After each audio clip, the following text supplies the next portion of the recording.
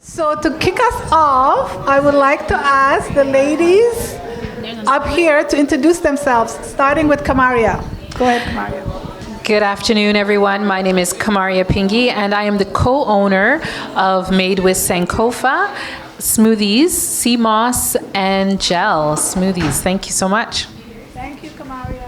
Hi, everyone. So glad to be here today. Congratulations to the team. My name is Muna Mohammed. I'm the founder of 850 Coffee, which is the coffee supplier for the Hub. So very glad to be here today. Thank you. Okay. Hello, everybody. My name is Jacqueline Salahan, and I'm a psychotherapist, and I'm one of the facilitators for the Changemaker Hub. Amazing.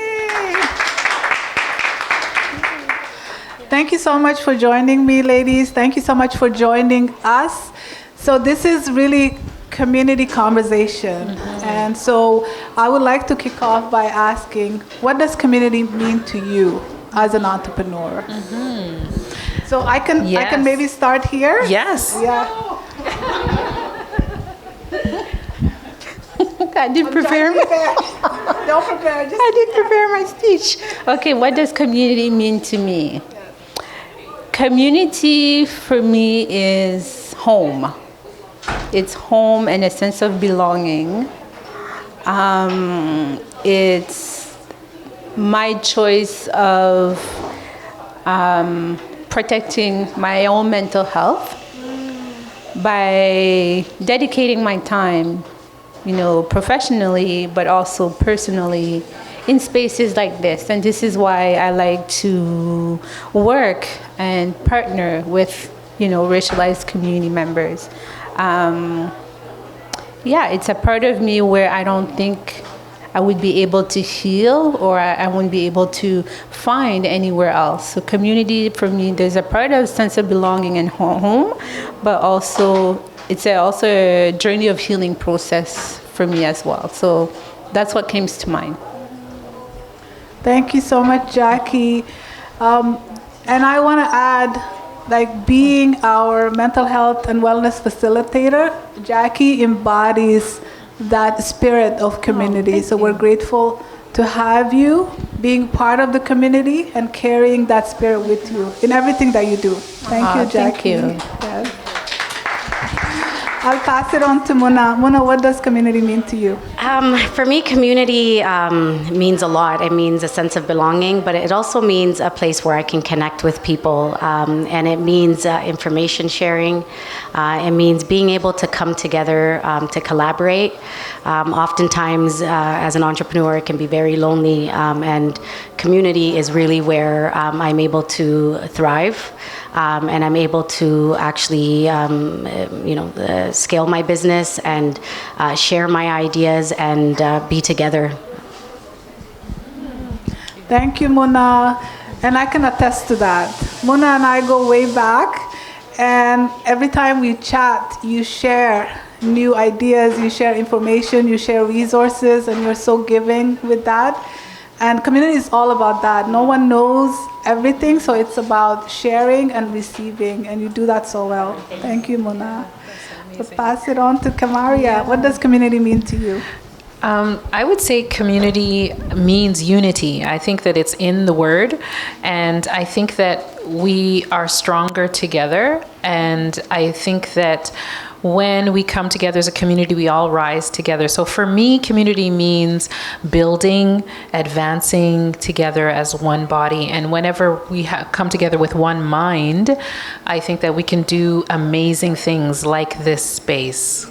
So you're thanking us, but we're also thanking you for this. Thank you so much. Thank you. Thank you, Kamaria. Thank you. Thank you so much. I'd like to pass it on to the group, because this is a conversation. It's not just up here discussing things. I also want to add, all these ladies are part of the Hub. The Hub here and the Hub, the original Hub, the Hub Cafe and the Hub, the Learning Center, the Resource Center that we have. Kamaria is one of our vendors, Sankova drinks. They're amazing. They're here. Grab them. They're healthy and good for you too. Muna, we serve her coffee. We also have her merchandise. So She's part of the Hub Cafe as a vendor as well. And Jackie makes sure we're all okay. So yeah, now I want to ask you guys, what does community mean to you? Bade is going to come around with the mic, so raise your hand if you want to share something. Don't be shy. Come on. Okay. Renee. Thank you. To me, when I think about community, I think what community is not. And what community is not is self-sufficiency. And I feel like when I think about community, it's about knowing that you can rely on your community members, and you don't have to take everything yourself. Yeah. Thank you so much, Renee. Anyone else? I also want to add to what she just said. I think community is just going back to who we're created to be. Your human existence, you were created to live in community. When you take that away, you're taking something crucial and essential in your life. You thrive when you're in community, and to make it even better is when you connect and you share the common goal. Yeah. Amazing. Thank you, Shadia. We'll take one more for this question from the group. Thank you. I think community for me means a place where you can find support, where you can be nurtured, where you have shared values, and from that you pull that together, you build, and you grow together. Thank you. Thank you so much, Camelia. Yeah, absolutely. I think sometimes when we think about community, for me, for example, it's a mixed feeling, right? There's community you're born into, but you may not feel connected to. But creating your own community is the best thing you could do for yourself, and not really identifying with what you're supposed to be, the community you're supposed to belong to, but really finding your tribe, right? And so here at the Changemaker Hub, we want to be a tribe to each other, where entrepreneurship is not isolating, it's not daunting, it's accessible for us. And so bringing in those pieces like mental health, sharing stories, sharing resources, being there for each other can make entrepreneurship not just a struggle and something that you have to hustle, but enjoyable, because you share your successes, you share your challenges, and you don't feel so alone. So yeah, thank you so much for sharing your input. We'll keep doing that. I love it. Okay, next question. The Converge Summit, it's all about celebrating our successes. So what does success mean to you? You want to start? You can start since you can start, Mona. Yeah. I think for me, I started my business it'll be 5 years this spring. Success for me, thank you. Success for me has been, I've had different milestones that I've been wanting to achieve since starting. But for me, it looked like being able to launch my business. That was a success in itself. And really understanding what my market was going to be like. And of course, every milestone I celebrated. So whether it was getting into my first retail store or getting my first publication, and winning awards. Those were all things for me that looked like it was building on brand recognition. It was building on the business itself, and being able to actually create awareness across Canada. But it also was, for me, it was also being able to build a brand that was beyond just me as an individual. So being in coffee and in an industry like coffee that sees very little people that look like you and I was a big thing that I noticed even prior to getting into coffee, and part of why I decided to start the business. I saw such a big disconnection around where the coffee grows and who was actually leading the front end of the brand. And that was, for me, a big success. So when I say launching the actual brand, I knew that my presence was a success, and being in the industry, that if you walked around any of the local grocery stores or any of the retail stores, you didn't see Black Black-owned coffee brands, which for me was always something that I noticed, considering coffee only grows in Black and brown places. And coming from a coffee-producing family and a coffee-producing country, I made it really my mission to be like, well, I'm going to set out and actually make sure that we see representation in coffee. So that was a big success for me. And, we talk about, being published, and, those are all great things. But for me, those were all things that meant that we were going to be seen. And that's what it meant to me, and the success, so that there would be other people who were interested in getting into the same industry, knew that there was a pathway. I'd love to see more people in the same category as me. I think that's how we become successful. Thank you so much. Thank you so much, Mona. That was amazing. Thank you for sharing that. I think one of the nuggets of what you said is really, when you see lack of representation, don't run away, because that could give you advantage too. It could be that special sauce that they're missing, the color they're missing in that space. So instead of feeling, I have to be like them, I have to imitate them, you actually separate yourself and hone in what makes you different, so you could be noticed and you could be authentic to yourself and your brand. Coffee is a big industry, and it's intimidating to even get into it, right? So, making sure that you owned, this is my birthplace. Even your name, 850, the start of the discovery of coffee. So it's incredible, and I think it's encouraging to see that if there's established industries and you're feeling like, okay, there's no way for me to get into it now, it's too mature, you can actually make it yourself. You can own it and brand it as, this is me, this is what I bring to this industry. And it's not about competing, it's about owning your own lane and embracing it. Thank you for sharing that. I'll pass it on to you, Jackie. What does success mean to you? So I'm going to try to describe it in two different ways. So there's a quote that I saw, and it says, we don't live under our own terms. We live under borrowed European terms because of the slavery and colonization. So personally for me, on the personal level, success for me is reconnecting with my root, making sure that I find ways to do that on a regular basis, making sure that I continue to educate myself about my people, right? Me and others. So for me, success is to give back, but give back our history, give back our education, and making sure that we are all okay. The next quote, I saw it in a movie, and I think it was a Tyler Perry movie. And the woman said, you do not become successful and you do not heal by bringing misery to other people. And that is community. I'm only successful when you're okay. I'm only successful when I make sure that I treat other people right, that I treat my own community right. Because when you're healing and you're okay, I'm healing and I'm okay. So professionally, and it's probably why I'm a therapist, I want to make sure that you're okay. And I want to make sure that you grow and you heal and you reconnect with your own sense of self. You reconnect with everything that was stolen from you.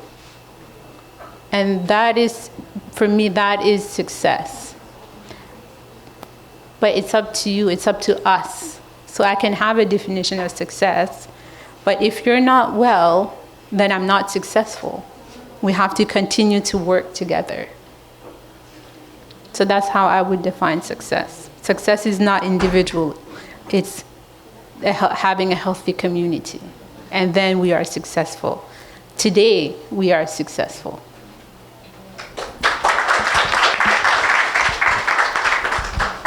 Thanks so much, Jackie. I completely resonate with that. We have to make success holistic. and personal for us, right? Because there's general standard of this is what success looks like. How much money you have in the account, how big your house is, your revenue. Yes, all those are measures, but deep down inside, what does success mean to you? I think that's something we need to define for ourselves to center who we are and what we want.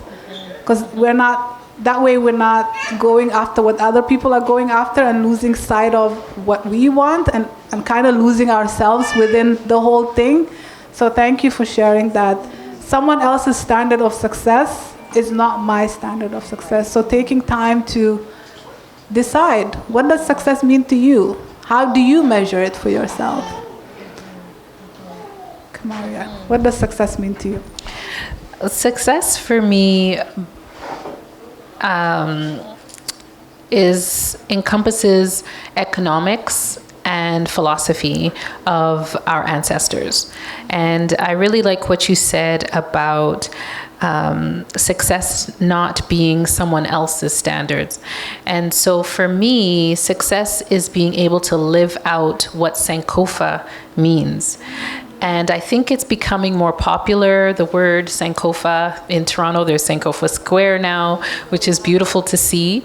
But Sankofa is a Ghanaian word that means go back and fetch it. So anything that's important to you, anything that you've forgotten, it's okay to go back and get it. And I think that as a people, a lot of times, either by force and erasure, or just probably, just not being exposed to what our roots are, we don't know what our ancestral knowledge, is all about and how to even incorporate it today. And Sankofa is the epitome of that for me.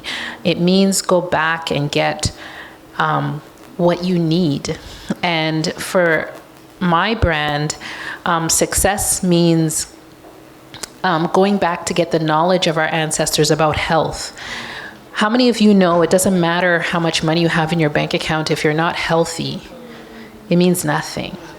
And so for me, I wanted the knowledge that our ancestors had about sea moss and moringa to be applicable to us today, and for our people to be healthy and to utilize that so that they could be healthy and be able to pursue their dreams, right? And so I wanted it to be accessible. So that, for me, is success. The second aspect of success is economics. I wanted our people to capitalize on what belongs to us. Sea moss and moringa comes from Black and brown countries. And who is benefiting from that, even health-wise and even economically? I want our people to benefit from it economically, because how many of you know that money is power? Money speaks in this world, whether we like it or not. And so I wanted success to me, for me, meant capitalizing on something that belongs to us as a people and spreading it to the world instead of the opposite. Other people capitalizing on it and selling it back to us, like, hello? So that is success for me, being healthy, being fit, being able to pursue our dreams. And for me to be able to contribute to that is an honor. That's success for me. I love that. Thank you. Every bit of it. Thank you so much. Thank you. And now to you guys, what does success mean to you? Just raise your hand and Bade will come.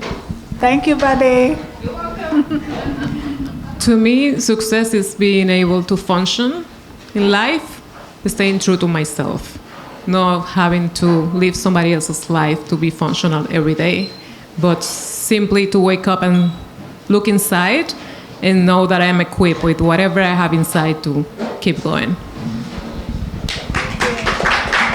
Thank you, Patricia. Patricia is also our creative director for Converge Summit. Yay!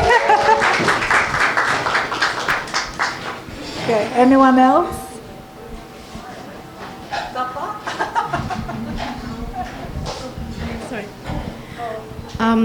Hi, I'm Ahlam.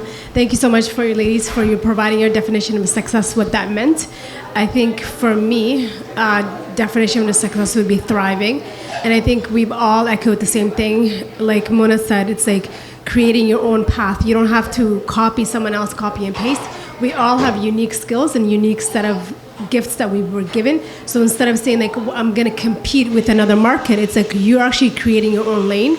And I think what you said, reclaiming, because far too often we see the things that our ancestors had, it has been just like repackaged with a little bit of bow, and then it's named differently.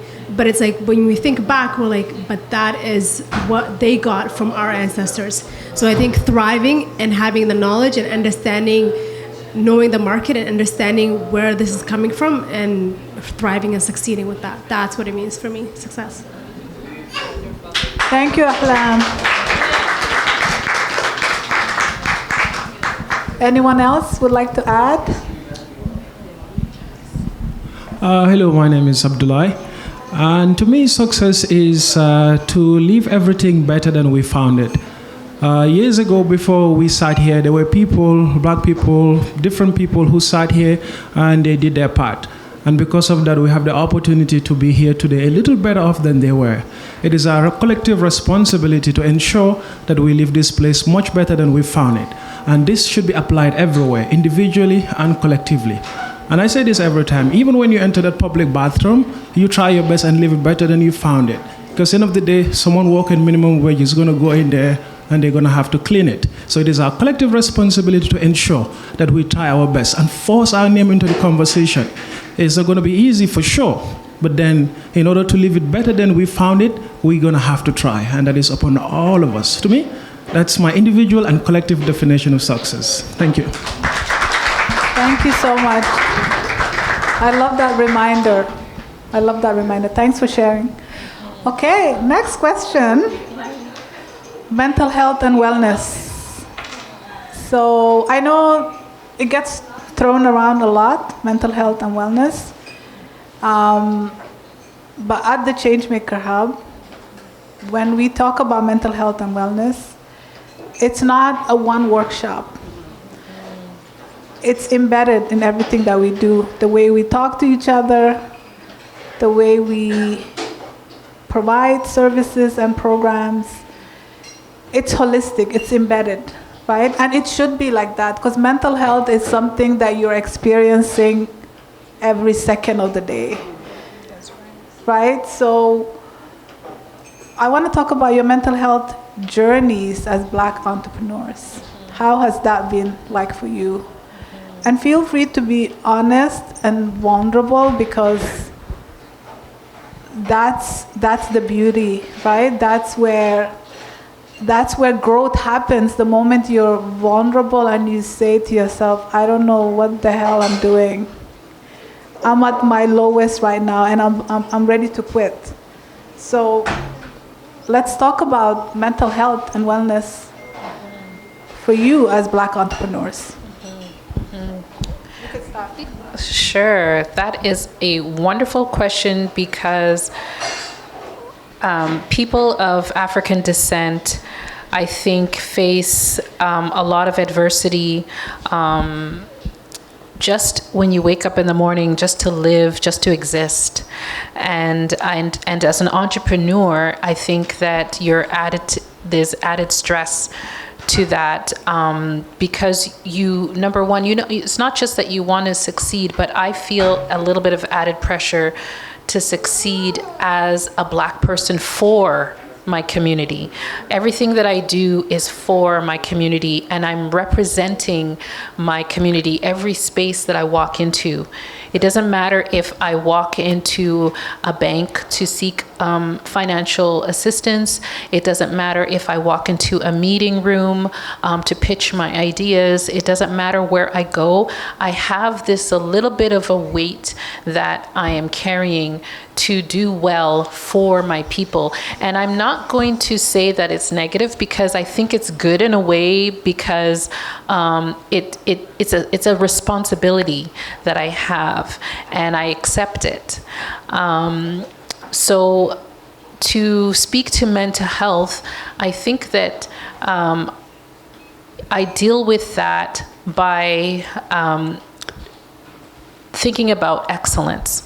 I think that as a Black woman, as an entrepreneur, I want everything that I do to be excellent, to represent the excellence that I come from, that's inherent in all of us. And it doesn't matter if it's a label, if it's the taste of my product.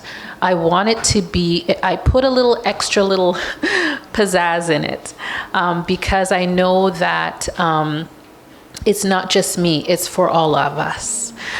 Every time that I sell a smoothie, it's for all of us. Eventually, I know that if my business grows, it's for all of us.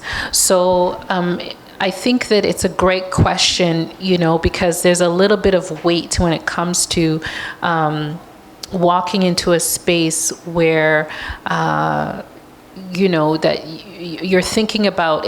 I think it's a good thing to be thinking about other people and why you're doing what you're doing. It comes back to that. It comes back to your why and the purpose of your business. So I think that it's important for us to nurture that. It doesn't have to be negative. I think that we can nurture that and utilize it for the betterment of our businesses. Amazing. Thank you, Kamaria. Really appreciate it. Thank you. Mona. I think for me, your question was about how we manage our mental health, right? What does mental health mean to you as Black entrepreneur, and your journey? How has that been like? So it means a lot. I think for me, prior to starting my business, I spent almost 14, 15 years in the corporate sector, both in the private and public. And it meant that I was constantly on the go. I was working in very fast-paced organizations. That meant that I was working late, working overtime, constantly on my feet, traveling. And I was always working at my best and at a high level. And I didn't realize what a toll it was taking on me, because I was often in roles that also required me to essentially be kind of the fixer. If there was issues or there were things that needed to be done, or difficult conversations, or difficult people, I was often given those tasks. And the mental capacity I needed to have to manage that, at the time I didn't realize how much of a toll it was taking on me. Because it is, and it wasn't also until after I had left full-time work in that capacity that I realized and kind of reflected on each individual circumstance and situation, and why I was selected to, maybe take on those difficult situations. And I would remember conversations with some of the executive teams about, I remember someone saying to me, you're built, she said, your heart is glass, Muna, you can handle this. And she would always reference things about, and that was because I came off as someone that could manage and do and deal with anything and anyone. And I didn't realize how detrimental that would be to my own mental health. When I started my business, I was also moving in a fast pace. And I was kind of racing to develop and launch. But during that time, it also gave me an opportunity to reflect on all the things that I was keeping inside, and all the things that were causing... One second. I think we just cut out. We can swap. Okay. So I actually think this one's up too, but I can speak to it. You can hear me? Yeah. It's Testing, working? Oh, there it testing. is. Okay, good, yeah? good, Yeah, so I started to really reflect on that, and I decided to work on those things that were causing me discomfort, and that were and kind of unhealed and issues and things that started to creep up later on after I left. So I worked with different coaches. I took on different programs, just things that would help with the things that I was experiencing at the time. And I think when, particularly as Black women, we're often looked at as really strong, and that we can take on things and take on issues that could be hard for us and affect our mental health. And I really started to stop and ensure that I was okay, and whether that meant changing the way that I did my day-to-day habits, whether it was my eating, whether it was my exercise, whether it was the way that I was speaking to myself and about myself, and how, although on an external basis, I appeared happy and appeared like it wasn't fazing me, there was many things behind the scenes that caused me to not function in the ways that I was used to. So I would say definitely seeking help, building a community around me of professionals and other entrepreneurs and people that not only are cheering for you but understand what you do and how you do it. I think just being around positivity was also very helpful for me, exuding positivity. So even if I was dealing with something that was difficult, I woke up every day with this positive mindset because I knew that tomorrow would be different. And for me, it was the way that I functioned. And I knew the energy that I was giving out would allow me to be able to have a better day and a better time with the individuals I was spending it with. But I would say definitely reaching out to different professionals that could assist with the different things that you're looking to work on. Early on in my entrepreneurship journey, one of the things that I really wanted to focus on was public speaking. Although I'm an extrovert, in nature, I can have a conversation with you, I can work the room, I can talk to people. I'm not a shy person. But when it came to speaking in front of people and also sharing, I was an introvert. And I couldn't understand why I was so nervous and why I couldn't actually articulate what I wanted to articulate. So I hired a speaking coach, a vocal coach. And I remember that journey being so interesting, and I learned so much about myself during that time. And I really started to unpack the things that were making me feel that way. So yeah, don't be afraid to seek out professionals that might be excellent in the work that they do. I also worked on things like mindset and growth, and I hired someone like Mona. Early on in my career, I reached out to her and took on her services, and I tell a lot of people, my experience with her was one of the best experiences I could have done for myself and my business. And it was transformational for me as a professional.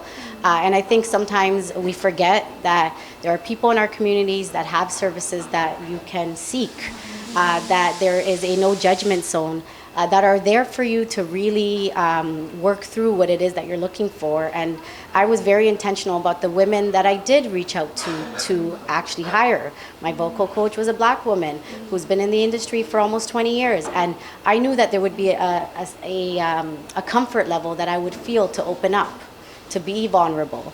And I think that was important. And being able to access services within our communities, I think is so important. So all those things have definitely contributed. I'm also a mother. I'm a mother of 3.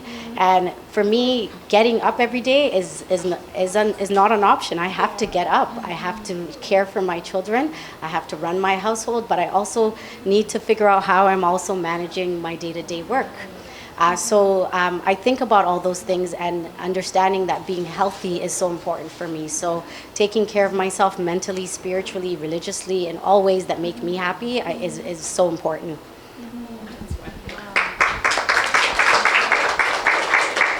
Thank you, Mona. That was rich. Thank you. Jackie. I don't feel that I need to add. I mean, everything, Everything was shared. But you said that, you wanted us to be honest. And oftentimes, I'm the one who asks you to reflect on where you're at in your life, right? But I had to do that for myself too. Growing up, being Black and being a woman wasn't safe. So I decided to be excellent in school. It's probably why I have a PhD now. And I continue to read every day. So I became excellent, in education. But even that wasn't enough. Even that, there was still something missing, and it did take a toll on me. Because I didn't have my armors. There were part of me that I refused to look at. I refused to look at my Blackness. I refused to go and explore my roots. I'm Haitian. I'm Haitian descent. I don't speak Creole. I love the food. My sister makes it. But it took me a very long time to accept those parts of me. Because growing up, there was no space for that. It just focused on school. And I am a proud Haitian woman today. But I had to go back and do that journey as well. Because entering the realm of entrepreneurship, if you enter a space without all your armor, it's not going to work. It's not going to work. You're going to burn yourself out. People will feel that energy, and they're going to tear you apart. And you've talked about success. The higher you go in life, the more lonelier it can become, and the more white it also becomes. So even in school, when I was doing my master's, I was looking around. There was not a lot of Black people in the health field when I was there. Doing my PhD, the same thing. Not a lot of Black students, not a lot of Black teachers, as well. And in the entrepreneurship, opening my own private practice too, then the question became, well, who am I going to turn to for help? Who am I going to talk to for help? That is racialized, and they could understand the struggle of opening a business, as a racialized person, right? So as I was reflecting on all of those elements, I said, okay, I have to be okay with myself first. There's part of myself that I haven't touched yet, that I haven't healed yet. So that was my journey of acceptance, healing, and then sharing. Yeah. There's healing going on right now. I hope you're feeling it, because I'm feeling it. So we need to have these conversations. And it's as we say it, as we have these conversations, we're healing ourselves and we're healing those around us. So I'll go back to you guys. What does mental health mean to you, and how has that been for you? What was your journey like being Black entrepreneur and managing and discovering your mental health? Yes, Dawn, go ahead. I'm still on the journey. I just started the journey. But one thing that resonates with me is a session that we had in our most recent cohort that I have the pleasure of being part of. Yeah. Yeah. Cohort 3? It's been yeah, exactly, cohort 3. It's been fantastic so far. And there was one really profound moment. We had our first mental health session. So thank you, Jackie, with the entire cohort, in which the idea of imposter syndrome versus internalized racism was examined in a way that in my 51 years, I've never heard before. And the sense of empowerment that followed, just by looking at that part of mental health, was so profound and so important, because it gave me what felt like the choice of recognizing what was mine to carry and what was not mine. So that it was transformative. So the idea of making sure that we are holistically looking at ourselves, recognizing our strengths, what we can do and contribute to our community and what community can support us with is transformative. So I'm really, really grateful for that, because I feel that just being able to recognize what that mental health journey needs to look like is going to take me in places that I never would have conceived of before. So, so thank you, and I think that is I think that's a message that every Black and brown person needs to learn, and I wish I learned it earlier. Thank you so much, Dawn. Thank you. Anyone else? Just raise your hand. We'll come to you. Yes, Patricia. Yeah, I think coming from the Caribbean, where being Black is invisible, even if we're all Black, we don't consider ourselves Black. You are light brown, you are Indian, you are this, but never you are Black. And also coming from a place where mental health is invisible. Nothing is going on. Well, what's going on? No, nothing is going on. And if that going on went too far, then you are crazy. But there's never that space where you can say, something is going on and I need help. And to me, that journey of being a Black entrepreneur in a Black community that didn't consider themselves Black, it took the success and everything that I have built for 10 years to disappear and break down. And when I had my hands empty, and I'm gonna cry later probably, and my business fell apart, I found myself again. And I was like, I can live by waking up and not thinking in all the struggle, in all the things that I need to take care for this business to be successful in the eye of others, not necessarily for me. So that invisibility of mental health is really strong. It took me a lot of therapy, a lot of community, a lot of work to overcome it. And spaces like these are very important and very needed for this to heal. Thank you. Thank you, Patricia. Thank you. Thank you for sharing. Okay, let's do one more if there's anyone who would like to share. I'll share a very short story. I'm from Toronto, but I've been in Ottawa since the 1st of November. So I've been walking out of this place. I am in this hotel just down the street here. And 3 days ago, I was kicked off by the hotel manager, the security, and then they even called the cops. Now you wonder why. Well, because I just stood by, because I wanted to go for a walk, but it was raining, so I just stood by the lobby, deciding, do I just go back up, watch a movie, call it a night, or wait for the rain and continue?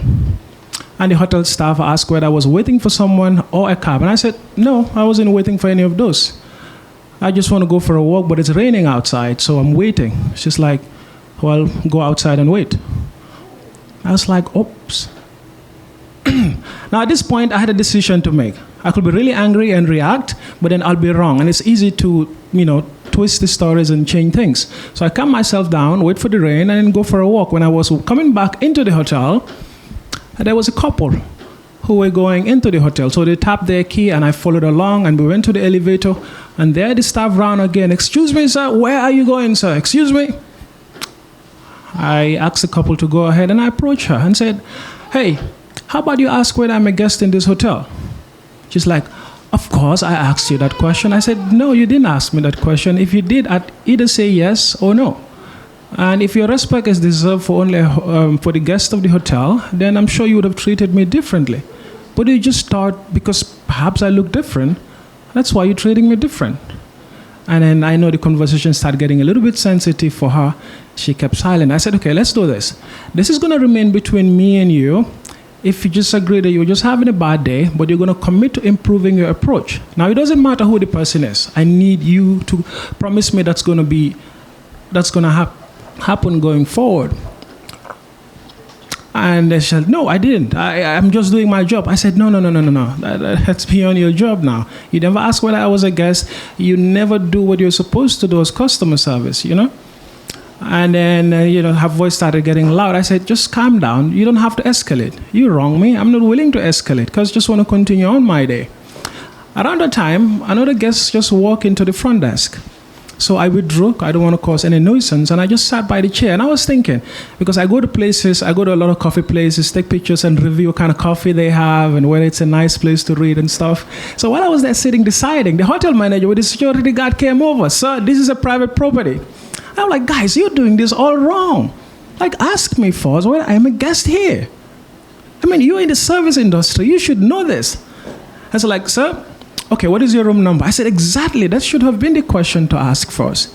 It was like, well, it is in my experience that if people are not able to tell you their room number, they are loitering. And if that's the case, I'd like you to leave the hotel now. I was like, well, how are you going to do that? Are you going to force me out of here? He's like, no, I'm going to call the cops. Now, at this point, he got me. I said, okay, call the cops. I am waiting. So he called the cops. And then, of course, I called my workplace and said, hey, I think it's going to be hard for me staying in this hotel. He said, why? I said, I don't know, man. The treatment is just not right. They've not asked me who I am. They've just been watching me on the security camera all along, and they told me themselves. And I even had a conversation on record because I know people's ability to twist stories and stuff. So I called my company and said, hey, I need a different hotel. I'm not staying here another night.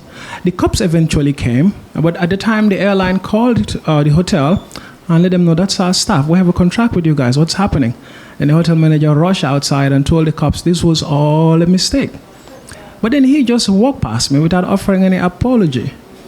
So I called the airline, and then eventually they got me a different hotel where I'm staying now. But then here's the part that's about mental health. So what happened is I was a little bit angry. But then I had a decision to make. Do I continue getting angry, or do I let this go and continue on my day? Now, that is the part about mental health. That's why I tell you all this story, that mental health eventually is a decision. You all have to decide whether you're going to be angry about life or you're going to get up and do something about it. Thank you. Thank you so much. Thank you. And this is a conversation that can continue, right? We're just starting, but I love that you guys are vulnerable to share real stories. And these stories have effect on us. Like when you see this every day, people racially profiling you, you're always on heightened alert, right? You're not your best self because you are always fighting danger. So the effects of that on our bodies and our mindset, our thinking, a lot of our energy is going to just surviving because it feels like there's attacks happening all the time, right? So, but I appreciate you saying it's a choice. It's becoming aware. What do I do now? Do I become angry and do more of the negative, or do I center myself and distance? So yeah, thanks for sharing. We're gonna wrap up soon so we can have more discussions, more networking, lunch break. But before we finish, I just want to take a moment to thank our amazing panelists here. Thank you guys. I want to thank you guys for joining in too. This is a community conversation. It starts, but it continues. It never stops.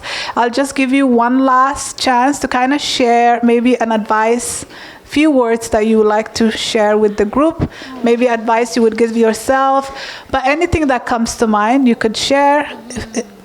If you have something, you could share. If not, it's fine too. Yeah, my advice, and it's probably because I'm in education, continue to educate yourself, and don't forget your own sense of self, right? And you were saying that mental health is a choice. It's more than a choice. It's a humanitarian right. And we're all in this together. And if one person heals, we can all heal together as well. So the choice is not just to one individual, but it's a choice that we all should be making together. I would probably say, especially if you're either a startup or an emerging business or you are already in business, I would say try to really, whatever it is that you're doing, make sure that you are constantly learning and you try your hardest to educate yourself in that category so that you can be the expert. You can walk into any space, any room, and feel confident. That's something that nobody can take away from you. It's that knowledge that you gain. And if you are in a business that requires you to speak and to educate others, that will show up in the work that you do. So no matter what industry that you're in, if you take the time to learn even deeper and really get a better understanding of the product or service that you're offering, that'll always shine through in the confidence. In any room you walk into, nobody could ever take that sense of knowledge away from you. So that's what I would say is seek the expertise, whether it's people around you as well, people who have already been in the industry, who have been successful, and learn. You know, you are never too old or too experienced to continue learning, and it'll only benefit you in the long run as you build your business. I think I have two things that I'd like to share. I think the first thing is you can't pour from an empty cup. And that means pertaining to your business, pay yourself first, pay your business first. You know, that's what generates wealth. And it pertains to your mental health as well. Pour into yourself first, because you're of no use to your community if you're not healthy and stable. And I think, secondly, my advice would be Ubuntu. I am because we are. We're here because of community, and just to bring it back to base, Ubuntu. Thank you, Kamaria. Thank you, Mona. Thank you, Jackie. So we're going to end it here. And I know we kind of skipped the question and answer, but our amazing panelists are here. So we'll continue with the networking. And if you have any questions, you can approach them and continue the conversation. Thank you once again. This is amazing. The green couch, this is where conversations happen. So let's continue. We're going to do another panel discussion about Curly Hair Chronicles at 1. So we're going to go break now for lunch. There's more food. Let's mingle, let's chat, let's get the music going. Thank you, guys. Thank you.